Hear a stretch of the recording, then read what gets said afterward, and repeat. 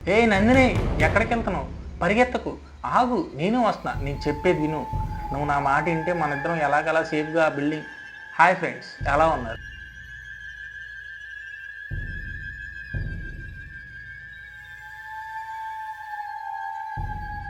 ఈరోజు నేను చెప్పబోయే స్టోరీ ఒక యథార్థ సంఘటన. విజయవాడ నగర శివారుల్లో ఇబ్రహీంపట్నం అనే ఊరు ఉంది. ఆ ఊరిలో ఒక బంగ్లా ఉండేది. ఆ బంగ్లా రాజు అనే ఒక వ్యక్తిది. రాజు తన ఫ్యామిలీ కలిసి ఆ బంగ్లాలో ఎంతో చక్కగా ఉండేది. కొన్ని రోజులకి ఏమైందో ఏమో, రాజు చనిపోయాడు. వాళ్ళ ఫ్యామిలీ కూడా వేరే చోటికి వెళ్ళిపోయేది. రాజు వాళ్ళ అమ్మాయి పేరు నందిని. నందిని పై చదువుల కోసం అమెరికా వెళ్దాం అనుకుంది. అమెరికా వెళ్ళడానికి వాళ్ళ దగ్గర ఉన్న ఒకే ఒక్క ఆస్తి ఆ బంగ్లా.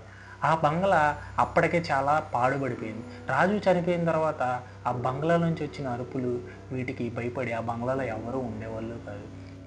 ఊర్లో రకరకాల ప్రచారాలు, ఈ బంగ్లాలో దెయ్యం ఉంటుంది, ఈ బంగ్లా జోలికి వెళ్ళొద్దు, ఈ బంగ్లాన అమ్మో అయ్యో అని ఇలాంటి ప్రచారాల వల్ల ఆ బంగ్లా సేల్ అయ్యేది కాదు. ఎలాగైనా నందిని ఆ బంగ్లాని అమ్మేసి ఆ డబ్బుతో అమెరికా వెళ్దాం అనుకుంది. కానీ ఇంతలో ఎలా అమ్మాలా అని ఆలోచిస్తున్నప్పుడు తన ఫ్రెండ్ సుష్మిత వాళ్ళ తమ్ముడు రియల్ ఎస్టేట్ బ్రోకర్ అని తెలుసు. సుష్మిత వాళ్ళ తమ్ముడి పేరు వికాస్. వికాస్ చాలా చలాకీ వ్యక్తి. వికాస్ ఎంత చలాకీ వ్యక్తి అంటే, ఒక మనిషికి ఉన్న ఆశను ఉపయోగించుకొని దాన్ని డబ్బు చేసుకోవడంలో చాలా చాకచక్యం కలిగిన వ్యక్తి. వికాస్ తన తెలివితేటలతో ఎన్నో స్థలాలు అమ్మాడు, ఎంతోమందికి స్థలాలు ఇప్పించాడు. అలా మంచిగా సాగుతున్న వికాస్ జీవితంలోకి నందిని తన బంగ్లా అమ్మాలని సుష్మిత ద్వారా వికాస్ దగ్గరికి వస్తుంది. ఏమీ సుష్మిత, కాస్త నా బంగ్లా అమ్మమని మీ తమ్ముడికి చెప్పొచ్చుగా. అమ్మో ఆ బంగ్లానా, నేను అసలు అమ్మను, ఎందుకంటే ఆ బంగ్లాలో దెయ్యాలు ఉన్నాయి అవి ఇవి అని చెప్తున్నారు. ఒక్కసారి నా మాట ఎవరూ లేరు, కావాలంటే నేనుండి చూపిస్తాను, మీ తమ్ముడికి ఒక్క మాట చెప్పు అమ్మి పెడతాడు అని అంటుంది. ఈ విషయం ఎలాగైతే సుష్మిత భయపడుతూ, ఎరా వికాస్, మా ఫ్రెండు నందిని ఉంది కదా, తనకి ఒక బంగ్లా ఉంది ఇబ్రహీంపట్నం దగ్గర. ఆ బంగ్లా అమ్మి పెడితే మనకి మంచి కమిషన్ ఇస్తానంటుంది. కానీ చిన్న ప్రాబ్లం ఉంది. ఏంటదక్క అంటే అంటే ఏంటదక్క చెప్పు. ఏం లేదురా, ఆ బంగ్లాలో వాళ్ళ నాన్న చనిపోయిన తర్వాత వాళ్ళు ఆ బంగ్లాలో ఉండకపోవడం వల్ల చాలామంది అక్కడ దయ్యాలు భూతాలు ఉన్నాయి, ఆ బంగ్లాలో ఉన్న వాళ్ళు ఎవరైనా చనిపోతారని దుష్ప్రచారాలు చేశారనమాట. వికాస్ నవ్వుతూ, ఓ అంతేనా, దానిదేముంది, నేను ఆ బంగ్లాలో ఒక 4 రోజులు ఉన్నానంటే ఎవరో ఒకరు బయ్యర్ వచ్చి బయ్యర్ కొనుక్కు వెళ్ళిపోతాడు అంటాడు. అంతేనా అని సుష్మిత దీనికి, జాగ్రత్తరా తమ్ముడు, అన్నీ మనం అనుకున్నట్టే జరగవు అంటుంది. వికాస్, ఏంటక్క నువ్వే భయపడితే మనం బిల్డింగ్ ఎలా అమ్ముతాం అంటుంది. దాంతో సుష్మిత నందినికి వికాస్ని పరిచయం చేస్తుంది. నందిని వికాస్ టీ హోటల్లో కలుసుకుంటారు. నందిని చెప్తుంది, ఈ బిల్డింగ్ అమ్మి పెడితే నా చదువుకి ఎంతో ఉపయోగపడుతుంది. దానిదేముంది, నా పని అదేగా, బిల్డింగ్ అమ్మి పెడతాను, అమ్మి వేసి నాకు వచ్చే కమిషన్ నేను తీసుకుంటాను, మీ చదువుకి మీరు వెళ్ళిపోండి. ఇంతకీ ఆ బిల్డింగ్ రేట్ ఎంత చెప్తున్నారు? 15 లక్షలు. ఏంటి 15 లక్షలా? అంత చీపా? ఆ బిల్డింగ్ చూస్తే అంత పెద్ద ఏరియాలో ఉంది, దాన్ని కనీసం 45 నుంచి 50 లక్షలు అమ్ముకోవచ్చు. 15 లక్షలు అంటే చాలా చీప్, ఎందుకని మీరు అంత తక్కువగా అమ్ముతున్నారు నందిని అంటే, ఆ బిల్డింగ్లో దెయ్యాలు ఉన్నాయని నాకు అనిపిస్తుంది. ఏంటో ఆ బిల్డింగ్ వైపు వెళ్ళగానే ఏదో తెలియని భయం, నైట్ అంతా అరుపులు, నిద్ర కూడా ఉండదు. నేను ఒకసారి ఉండడానికి కూడా ట్రై చేశాను, అందుకనే ఆ బిల్డింగ్ ఎంతో కొంతకు వెళ్ళిపోతే చాలు అని నేను అనుకుంటున్నాను. వికాస్, అయ్యో అదంతా భ్రమ, జనం అంతా అలా చెప్పేపాటికి నీ మైండ్లో కూడా అదే ఉండిపోయినట్టుంది. సో నువ్వేం భయపడద్దు, నేను చూసుకుంటాగా, ఒకసారి నన్ను ఆ బిల్డింగ్ దగ్గర తీసుకెళ్ళు. వికాస్ జాగ్రత్త, ఎందుకైనా మంచిది, అన్నీ మనం అనుకున్నట్టే ఉండదని సేమ్ వాళ్ళ అక్క సుష్మిత చెప్పినట్టే వికాస్కి నందిని కూడా చెప్తుంది. సరేలే నందిని, నేను చూసుకుంటానన్నాగా, నన్ను తీసుకెళ్ళు అని నందినితో పాటు వికాస్ ఆ బిల్డింగ్ దగ్గరికి వెళ్తాడు. వికాస్ ఆ బిల్డింగ్ దగ్గరికి వెళ్ళిన వెంటనే ఆ బిల్డింగ్ అప్పటికే చాలా పెయింట్లు పోయి బూజు పట్టేసినట్టు ఉండదు. వికాస్ అంటాడు, ఇలా ఉంటే 15 లక్షలకు కాదు కదా, 10 లక్షలకు కూడా ఇవ్వకుండా అర్జెంటుగా దీన్ని మనం రెన్యువేట్ చేద్దాం, నీ దగ్గర ఏమైనా డబ్బులు ఉన్నాయా అంటాడు. లేవు, నా దగ్గర ఉన్న డబ్బులన్నీ నేను వీసా కట్టేశాను, ఇంకా నాకే ఇప్పుడు డబ్బులు కావాలి, అందుకని ఈ బిల్డింగ్ అమ్ముదాం అనుకుంటున్నామని నందిని అంటుంది. అవునా, సరే ఒక పని చేద్దాం, నేను ఇన్ని రోజులు బిజినెస్ చేసి దాచిన ఒక 5 lakhs ఉంది, దాంతో పెయింటింగ్ వేద్దాం, దీన్ని 15 లక్షలకు కాదు 35 లక్షలకు అమ్మి పెడతాను, నువ్వు నీకు కావాల్సిన 20 లక్షలు తీసుకొని ఆ పైన 15 లక్షలు నాకు ఇస్తావా మరి అంటాడు వికాస్. దానికి నందిని, నీ ఇష్టం, కానీ ఒకవేళ అమ్మకపోతేను నీకెందుకు, నేను చూసుకుంటాగా, బిల్డింగ్ పెయింట్లు వేయడానికి పర్మిషన్ ఇప్పి చాలు నువ్వు అంటాడు. సరే అంటుంది నందిని. వెంటనే వికాస్ పెయింట్లు వేయించాడు. పెయింటర్స్ అంతా పగలపూటే వేయడం వల్ల ఏమీ జరిగేది కాదు, అంతా బాగానే ఉండేది. అది చూసిన వికాస్ చాలా నమ్మకంతో ఈ బిల్డింగ్లో ఏముందిలే, ఎవరూ లేరు, మనం హ్యాపీగా దీన్ని 35 లక్షలకు అమ్మేసి ఇంకో 15 లక్షలు మనం ఉంచుకొని 20 లక్షలు దానికి ఇస్తే సరిపోతుందని ఎంతో ఆనందపడేవాడు. కొన్ని రోజులకి అనగా 20-30 రోజుల్లో పెయింటింగ్ పనులు అయిపోతాయి. వికాసు ఆ ఇంటికి ఒక బయ్యర్ని తీసుకొస్తాడు. బయ్యరు ఆ ఇంటిని చూసి, ఇల్లు భలే ఉందే, ఎంత ఇది అంటాడు. 35 లక్షలు అంటాడు. చాలా తక్కువే, నేను తీసుకుంటాను అంటాడు. ఆ బయ్యర్ అలా ఊర్లోంచి వెళ్తుంటే ఒక బడ్డీ కొట్టు దగ్గర, ఏంటండి ఇటు వచ్చారు, ఏం పని మీద అని ఆ బడ్డీ కొట్టు అతను తను అడుగుతాడు. నేనా, ఇక్కడ బంగ్లా ఉంది కదా రాజుగారిది, ఆ బంగ్లా తీసుకుందామని వచ్చాను.